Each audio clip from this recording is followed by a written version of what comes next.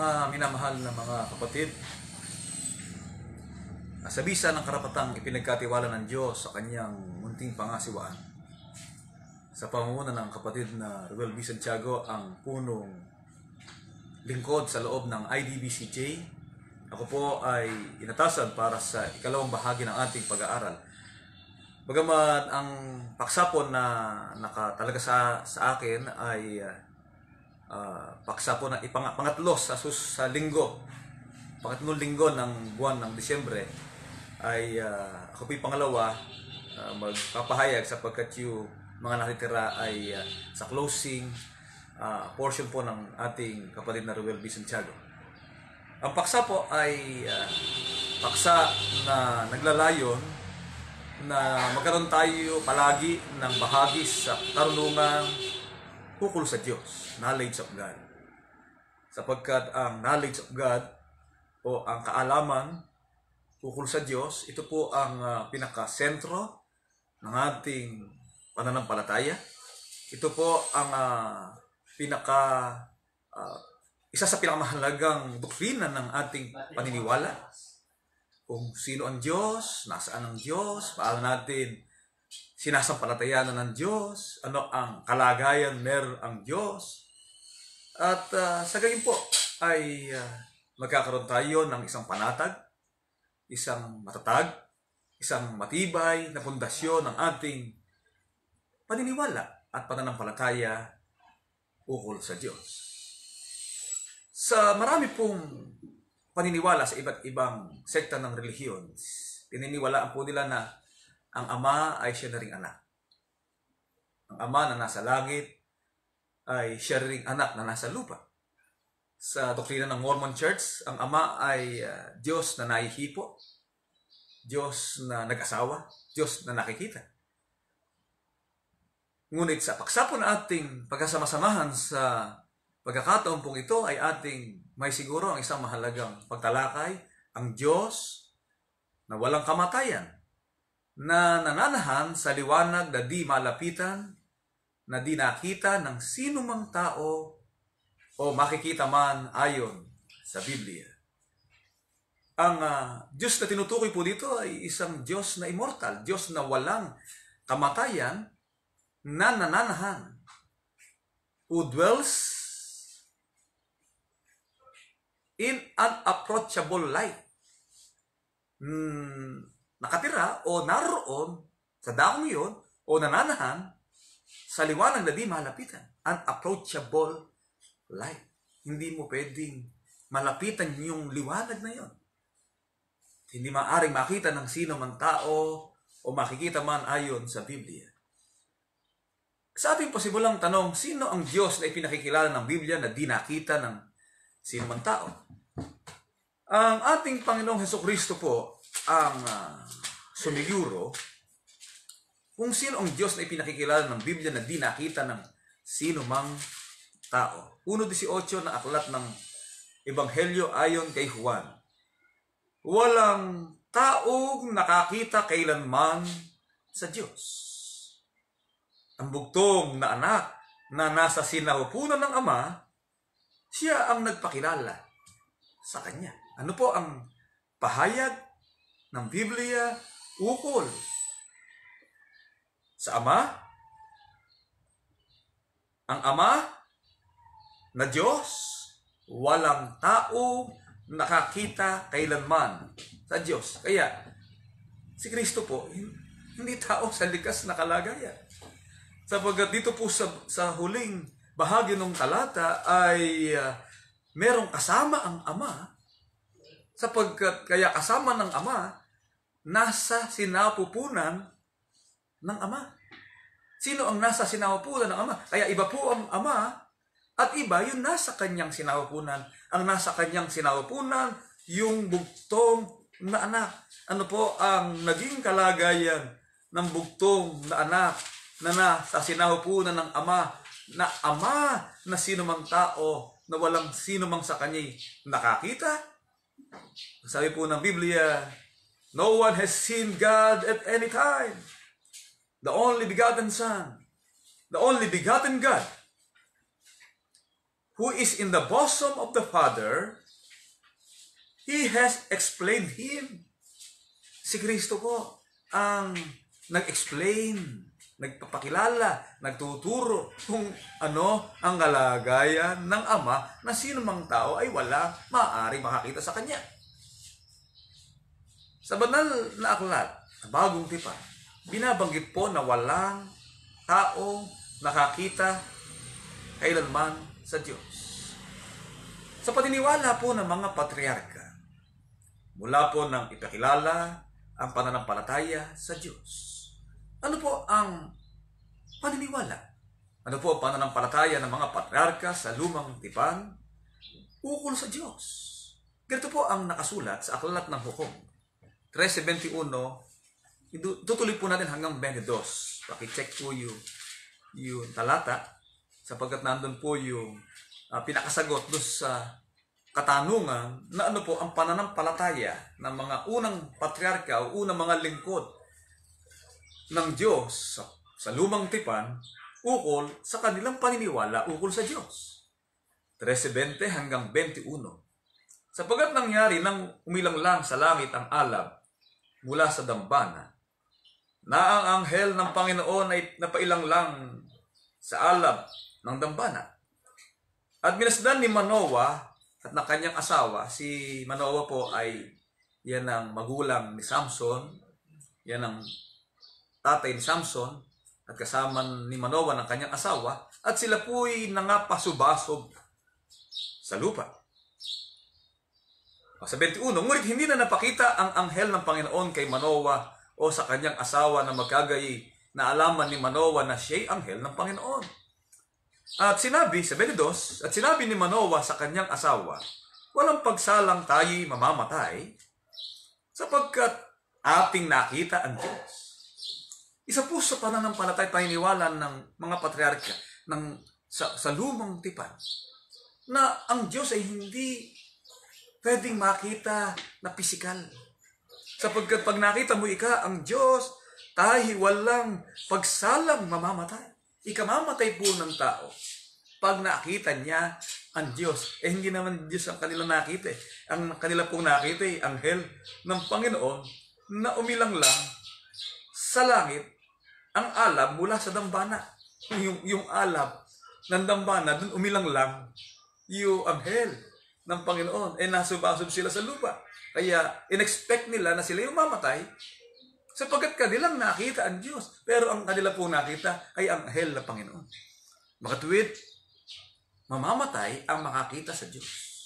At niliwanag din po yan sa aklat ni Moses, Exodo 33:20.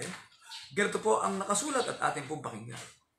At kanyang sinabi, hindi mo makikita ang aking mukha sapagkat hindi maaaring makita ako ng tao at mabuhay. Ikamamatay po at hindi mananatili na merong buhay ang taong makakita sa Diyos sapagkat ang Diyos, walang sino man taong nakakita kailanman sa Kanya. Ngayon, makikita po natin ano ang reason, ano ang dahilan kung bakit hindi maaaring makita ang Diyos at kung makita ng tao ang Diyos ay kanya pong ikamamatay. Ngayon, ano po ang katunayan ang Ama ang tinutukoy sa Biblia na Diyos na walang kamatayan, na nananahan sa liwanag na di malapitan, who dwells in an approachable light? Sa aklat ng unang Timoteo 1:17 ay ganito po ang ating masisiguro, mga kapatid, at inyo pong pakinggan. Ngayon sa haring walang hanggan, walang kamatayan, di nakikita. Sa isang Diyos ay ang kapurihan at kaluwalhatian magpakailanman, siya nawa. Ano po ang tiniyak ng banal na kasulatan tungkol sa Diyos? Isang Diyos na walang kamatayan. Isang Diyos. Sabi ng kasulatan, now to the King eternal, the eternal King, the immortal one. Immortal, walang kamatayan. Invisible, di nakikita, the only God, ang iisang Diyos. Be honor and glory forever and ever. Amen. Kaya, ang Ama, ang tinutukoy ng Biblia, na Diyos na walang kamatayan. Na sa ating Panginoon Kristo, walang taong nakakita kailanman sa Kanyang Ama. Kaya, hindi mo pwedeng sabihin, ang Ama ay siya na rin anak, ang anak ay siya na rin Ama na nagkaisa sa isang kalagayan sa pamagitan ng tinatawag po nilang person ng tatlo na nagkasama-sama sa iisang Diyos. Wala pong tatlong pinagsama sa iisang Diyos. Tinitiyak po ng banal na kasulatan na meron lamang pong iisang Diyos na walang kamatayan, iisang Diyos na di nakikita, iisang Diyos. Sa 6:16 na aklat ng unang Timoteo, ay maliwanag po na ipinakiilalan na siya lamang ang walang kamatayan. Siya lamang ang walang kamatayan.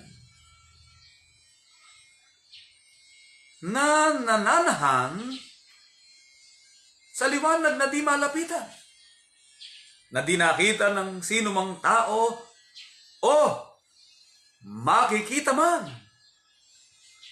Sumakanya nawa ang kapurihan at ang paghaharing walang hanggan. Siya nawa.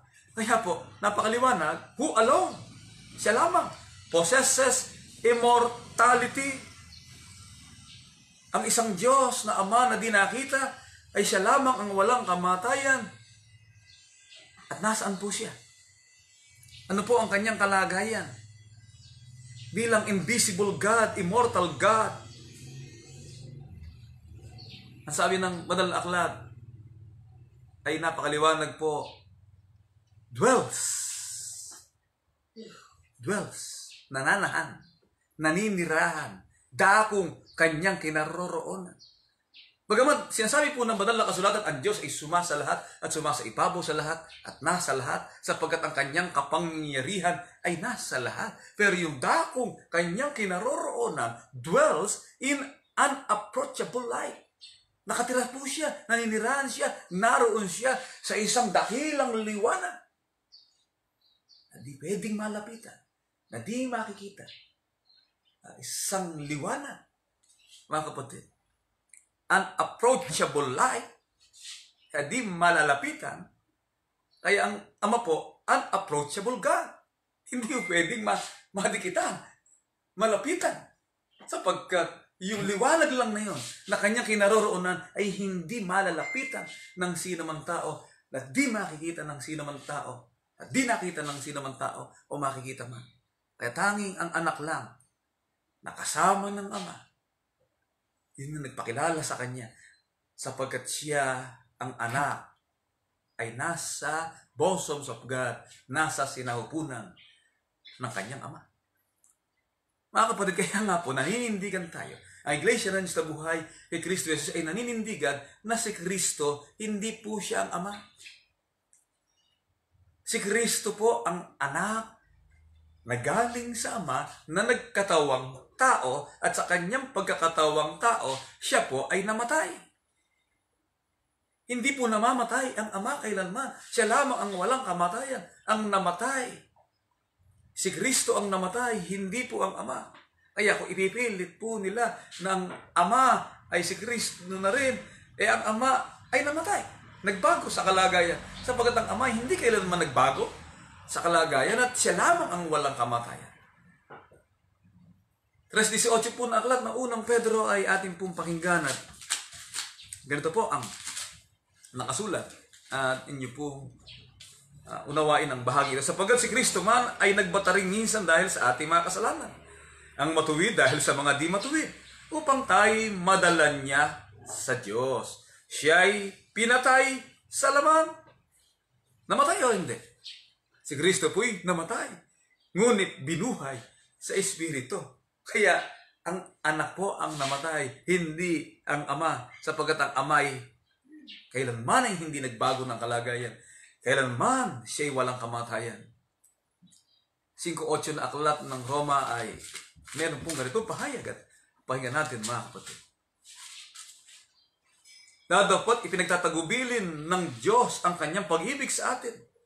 Na nang tayo mga makasalanan pa, si Kristo ay namatay dahil sa atin. Namatay po ba ang Kristo? Namatay ang Kristo. Namatay po ba ang anak? Namatay ang anak. Kaya kung namatay ang Kristo, hindi siya ang ama. Sapagkat ang ama kailanman ay walang kamatayan. Kaya hindi po nagkatawang tao ang ama, ang nagkatawang tao ay ang anak. Kaya po sa mga pagtuturo pong ito, ay napakalinaw po sa bawat iya sa atin, ang ating pananampalataya, kung sino po ang isang Diyos na ama. Isang Diyos na walang kamatayan. Ang dakong kanyang kinaroroonan. Sa ikatlong tanong, mga kapatid, saang dako nananahan ang ama? Na siyang dakong kinaroroonan ng liwanag na di malapitan. Mga kapatid, kasi po, alam niyo po ito pag-aaral ng lights. Isa po sa modern technology ng mga armed forces ngayon ay ang paggamit ng armas sa pamamagitan ng liwanag.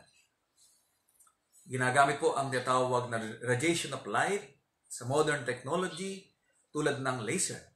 Ang laser po ay isang paraan ng medisina para gamutin ang isang may sakit, para alisin ang isang bahagi ng kanyang karamdaman. At ang China, ang People's Liberation Army, ay nagsisikap po na gumamit ng tinatawag na weapons based on light na pag natutukan ka ng liwanag na yon, ay pwedeng bumagsak ang isang aeroplano sa magitan ng liwanag. Tinatawag na high radiation based on lights. Kaya yung paggamit po ng liwanag ay isa sa pinag-aaralan ngayon sa modern technology para gamitin sa isang weapons na armas para gamitin sa isang uri ng digmaan. Sapagkat ang liwanag, pag natapatan ka ng yun yung tawag na radiation of light na yan, na pinag-aaralan po ng tao, ay may kapangyarihang lumusaw ng isang tao o pumatay ng isang tao sa pamamagitan ng radiation ng liwanag. Yan po nasa teknolohiya. Kaya ang mga Chinese ang isa sa naka-invento niyan. Pag-aralan nila yan. Kaya meron silang mga pamaraan sa teknolohiya na paggamit ng armas, hindi na yung tinatawag na ballistic weapon o weapons sa pamamagitan ng pulbura, kundi sa pamamagitan ng laser o ng liwanag, ay makapagdidigma po sila dahil sa ang liwanag ay isa sa pinaka source of energy na maaari po makamatay ng isang tao. At alam po natin na ang light ay source of energy sapagkat ang liwanag ng araw ay nagbibigay ng buhay. Ang photosynthesis, ang liwanag na yan, yung enerhiya ng araw na nagbibigay liwanag ay siyang dahilan para magkaroon ng light sa daigdig. Kaya makapangyarihan po ang liwanag. Subalit ang liwanag na ito na meron ng Diyos sa dakong kanyang kinaroroonan ay isang liwanag na di malalapitan. Isang napakamakapangyarihang liwanag na dakong kanyang kinaroroonan. Saan po dako nananahan ang Ama na siyang dakong kinaroroonan ng liwanag na ayon kay Apostol Pablo'y nananahan sa liwanag na di malalapitan. In unapproachable light. Sa 6:9 hanggang 13 na aklat ng Mateo, ay ganito po ang panalangin itinuro ng ating Panginoong Kristo at upang ipaunawa sa tao nasaan ang Diyos, nasaan ang Ama. Magsidalangin kayo ng ganito. Ano po ang uri ng panalangin itinuro ng ating Panginoong Kristo? Magsidalangin kayo ng ganito. Pray then in this way. Ama namin na nasa langit ka. Our Father who is in heaven. Kaya nga nagtatanong, nung ang anak ay nasa lupa at siya na ang anak, Sino ang ama na nasa langit?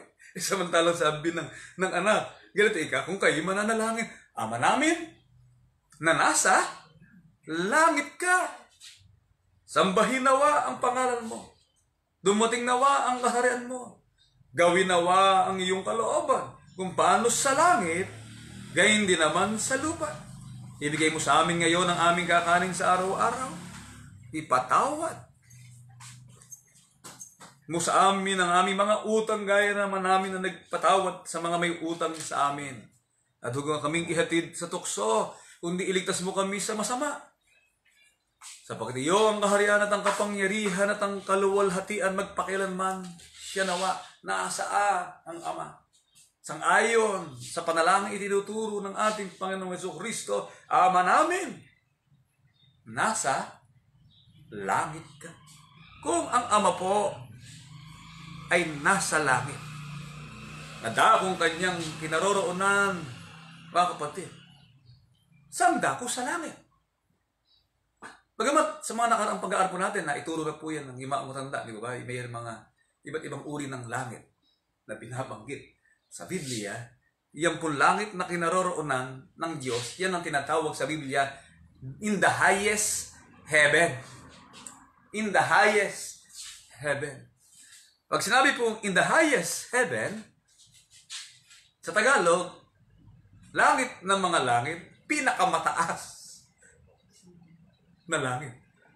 Basahin po natin sa Aklat ng Awit 148:4, in the highest heaven, o sa langit ng mga langit, ay nananahan ang Diyos na Ama na makapangyarihan sa lahat na walang kamatayan. Nasa dako pong yun, ito po ang nakasulat. Purihin ninyo siya, ninyong mga langit. Ng mga langit. Kaya po meron tinatawag na langit at meron pang langit ng mga langit. At ninyong tubig na nasa itaas ng mga langit. Sa English Bible, ang kahulugan po ng langit ng mga langit, 147, the book of Psalms, 148:4, ay sinasabi po doon, ang kahulugan nito ay sa langit ng mga langit, 148, what praise Him, highest heavens. Highest heavens. Kaya po ang langit po pala, may iba't ibang uri ng langit na binabanggit sa Biblia. At ang tinatawag na langit na atin nakikita, ang tinatawag na atmosphere. Sa pag-aaral ng science, ay yung langit na nandyan ay meron po iba't ibang bahagi, pero yon ang unang langit. Stratosphere, ionosphere, kung ano-ano pong sphere ng langit, yan po ang unang langit na tinatawag. Ngayon, paano natin masabi kung alin yung highest? Kaya nga, merong high, higher, and highest. Yung langit na ating nakatanaw, mga kapatid, hanggang sa nakatanaw ng pinakamakapangyarihang telescope, yan po ang unang langit. Yun ang unang bahagdan ng tinatawag na langit, sapagkat ang langit ng mga langit, in the highest heaven, tinatawag po na Biblia, the third heaven. O ikatlong langit. Kaya, yung ikatlong langit po na yun, labas pa ng galaxy yan.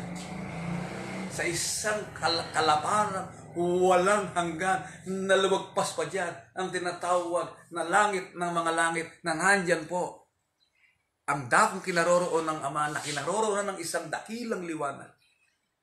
Di malalapitan, di nakita ng sino mang tao. Mga kapatid, sapagkat ang tao kung makalapit doon, masusunog, mamamatay, matutunaw. Dahil sa tindi ng radiation, ng liwanag na yun. Daig pa po ang liwanag ng araw. Daig pa ang apoy ng liwanag ng araw na nagbibigay liwanag sa daigdig. Mga kapatid, sa dakong kinaroroonan ng Diyos sa langit ng mga langit. In the highest heaven and the highest heaven, binabanggit po ng Biblia na yan ang third heaven. Masyado na pong malayo ang ating narating, mga kapatid. Pero ito po'y part ng ating faith. Nasa ng Diyos. At yung dakong paraisong inihanda, nasa ang bahagi na ikatlong langit. Mga kapatid, sapagkat yung paraisong walang hanggan na bumabang mula sa langit, buhat sa Diyos, ay nakahanda na yan.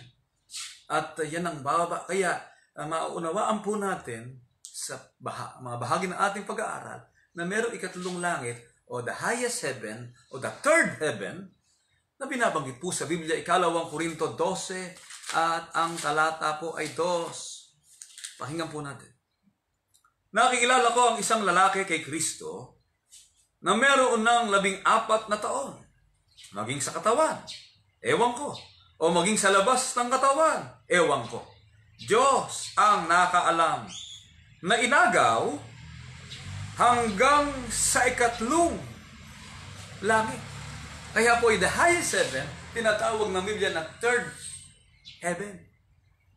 Na dakong kinaroroonan ng Ama at yung dakong kinaroroon ng Ama na highest heaven, 2:22 na aklat ng Daniel. Ganito po ang ating may siguro mga kapatid.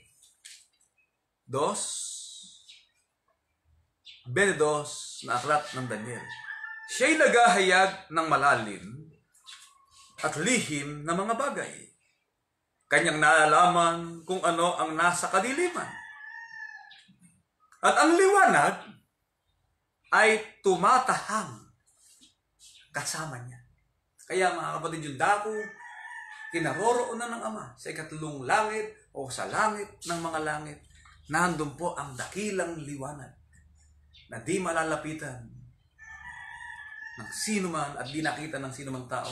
Ang nakakita lang doon, ang nakarating lang doon, at ang kasama lang doon ng Ama ay ang kanyang bugtong na anak na nasa dako ng kanyang kanan, nasa dako ng kanyang luklukan. Mga kapatid, ang dako ng dakilang Diyos, na iisang Diyos na di nakita, iisang Diyos na walang kamatayan, iisang Diyos na nananahan, isang dakilang liwanag na di makalapitan ng sino mang tao. Mga kapatid, tinatawag po ng Biblia na langit ng mga langit na liwanag na kasamang tumatahang ng Diyos.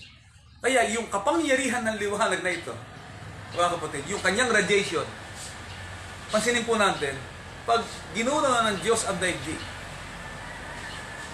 mawawala ang araw, naaalis ang buwan na nagbibigay liwanag sa daigdig. Pagdating po sa bahayang banal, mga kapatid, paano po ipinakilala ng Biblia? Gaano ang kapangyarihan ng liwanag? Nanda akong kinaroroonan ng Ama, kaya't walang sino mang tao na makalalapit dito. Mga kapatid, kaya yung tinatawag po na paraiso, na bahayang banal, bagamat yan po ay babang mula sa langit, buhat sa Diyos, mga kapatid, ipinakilala po, ipinakita ni Apostol Juan ang kalagayan nito, kung ano ang uri ng buhay at kalagayan meron ang bayang banal. Kung ang pag-uusapan ay ang kapangyarihan ng liwanag na dakong kinaroroonan ng Ama, ano po ang pagkapakilala ng banal na kasulatan? Apokalipsis 21:23 hanggang 25, ganito po ang ating matitiyak, mga kapatid. 21:23 hanggang 25. At ang bayan ay hindi nangangailangan ng araw o ng buwan man upang lumiwanag sa Kanya, sapagkat nililiwanagan ng kaluwalhatian ng Diyos. At ang ilaw doon ay ang kordero. At ang mga bansa ay lalakad sa pamamagitan ng liwanag nito. At ang mga hari sa lupa ay magdadala ng kanilang karangalan sa loob niyaon. At ang mga pintuan niyaon ay hindi ilalapat kailanman sa araw, sapagkat hindi magkakaroon doon ng gabi. Kaya doon po sa bayang banal, wala pong araw doon. Wala doon buwan na maaaring tumanglaw. Ang source of energy, Kapatid, kaya yung source of energy, isang usapin yan sa daigdig. Ang fossil fuel na source of energy, ang nuclear energy na pinag-uusapan ngayon para daw magkaroon ng liwanag ang mga industriya, yung enerhiyang iyon para magkaroon ng tanglaw, ang bawat tahanan, bawat industriya, ang bawat paaralan, at ang bawat opisina ay kinakailangang makapag-develop ng bagong enerhiya. Kaya nga, ang bansang Amerika ngayon, gusto nilang mag-develop ng solar energy. Sa magitan ng liwanag ng araw, ay makatugon sa kanilang enerhiya. Pero doon po sa langit, na dako o sa bayang banal, wala na raw po doong araw o buwan, sapagkat yung araw at buwan na yan po ay nawala na. Pagdating ng panahon, ng unang langit ay alisin at sirain ng Diyos ang ayon sa patotoo ng ating Panginoong Kristo at sa patotoo ng propesiya. Subalit, doon po sa bayang banal na isang perpektong lungsod ng bagong Jerusalem, tandaan po natin ang radiation of light ay hindi magagaling sa sunlight, hindi magagaling sa moonlight, mga kapatid, kundi ang radiation of light na hindi na magkakaroon ng gabi sa dako ng paraiso inihanda ng Diyos sa isang perpektong lungsod ng bagong Jerusalem na ang luwang, ang haba at ang taas ay 12,000 estadyo na humit kumulang 2 kilometrong lupain ng bagong bayang inihanda ng Diyos na pananahanan ng kanyang mga lingkod. Mga kapatid, ano po ang ating napansin doon po sa pangitain ni Apostol Juan sa pulo ng Patmos nang ipakita sa kanya ng Diyos kung nasaan ang dakong kinaroroonan ng bagong Jerusalem, mga kapatid. At napansin po natin sa talata ng Biblia, sa ang dako, ang sabi, and the city has no need of the sun or the moon to shine on it, for the glory of God, yung kaluwalhatian ng Diyos, sapagkat ang kaluwalhatian ng Diyos ay nasaan? Nananahan sa liwanag na di mahalapitan. Yung radiation ng liwanag na yun, yung nag-radiate o nag-i-illuminate, yung liwanag ng kanyang kaluwalhatian, ang siya nagbibigay ng liwanag doon sa bayang banal na kinaroroonan o dakong paroroonan ng kanyang mga lingkod. Kaya mga kapatid, naunawaan po natin ang pananampalatayang ito. Ang dakong kinaroroonan ng Diyos. Hindi yan malalapitan, hindi makikita kailanman ng sino mang tao, sapagkat ang Diyos ay isang invisible God. Eternal Father, Diyos na walang kamatayan, na nasa langit ng mga langit, in the highest heaven, mga kapatid. Kundi doon sa bayang banal, yung liwanag na yun, ang siyang tumatanglaw mula po sa kaluwalhatian ng Diyos na nasa langit ng mga langit. Kaya, tinawag po ang Ama, kailanman hindi nagbabago, kaya hindi siya nagkatawang tao, hindi siya namatay, Ama na walang pagbabago o anino ng pag-iiba, kaya tinatawag na Ama ng mga ilaw, mga kapatid, sapagkat ang kanyang kaluwalhatian ay liwanag na di mapapantayan sa dako na kanyang kinaroroonan. Santiago 1:17, ganito po ang ating masisiguro, mga kapatid. Ang bawat mabuting kaloob at ang bawat sakdal na kaloob ay pawang buhat sa itaas na bumababa mula sa Ama ng mga ilaw, the Father of Lights. Kaya ang Ama tinatawag na Father of Lights, hindi po yung naka-invento ng ilaw. So, sino po ba yung naka-invento? Si Benjamin Franklin ba yun? Yung Father of Lights. Nagpalipad po siya ng saranggola. Then nagkaroon ng electricity. Then naging source of energy. O sino man yung scientist na yun, tinatawag na Father of Energy o Father of Lights, hindi po sila. Kundi talagang Father of Lights. Sapagkat ang tao kinaroroon ng Ama, siya'y tumatahan, nakasama ng liwanag. Siya'y nananahan, nakasama ng liwanag sa isang liwanag na walang kapantay. Hindi mo pwedeng makita yan, magugulag ka pag natanong mo yun. Kaya yung mga unang lingkod ng Diyos, hindi ka tayo pwedeng mabuhay sapagkat nakita natin ng Diyos. Sapagkat yung Ama ang dakilang liwanag, Ama ng mga ilaw. Mga kapatid, yung kanyang kaloob at pagkapala, maging ang tanglaw sa bayang banal, nag-i-illuminate mula sa kanyang dakilang kapangyarihan na siyang dako ng liwanag, natatanglaw sa buong lupain ng bagong Jerusalem na inihanda ng Diyos. Isang bagong daigdig. Ang daigdig ay isang planeta. May tuturing po natin isang planeta sapagkat dakong ating pananahan. Pagdating ng takdang panahon na tayo ilipat ng Diyos sa lupain, kanyang ipinangako sapagkat ang Ama ang kanya nagmula mabuting kalooban. Kaya sa kalagayan pong ito ay huwag po nating kailimutan. Huwag mo nating pabayaan sa ating pananampalataya kaisipan na laging alalahanin ng Diyos. Siya lamang ang walang kamatayan. Ang Diyos na nangako na tayo bibigyan ng buhay na walang hanggan. Ang Diyos na sa kanya mabuting kaloob.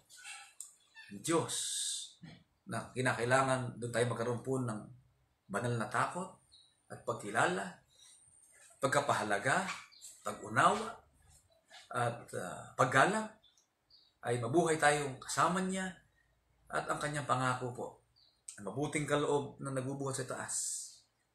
Tinatawag na Father of Light, so Ama ng mga ilaw. Siya hindi nagbabago kayo naman ni ang kanyang pangako at pagkapala ay hindi po magabago at hindi mag-iiba. Mananatili po ang pangako ito ng Diyos. Sapagkat ang Diyos na walang kamatayan, nangako sa isang buhay na walang hanggan. Hanggang dito mga kapatid, at susunod po muli na mga masiwa. Kung tuloy o may time pa naman.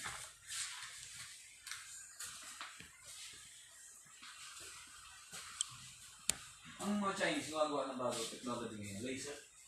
Yung malaming precision. Pag binali ka, patay ka na. Kasi yung lights niya, electromagnetic lights or laser radiation.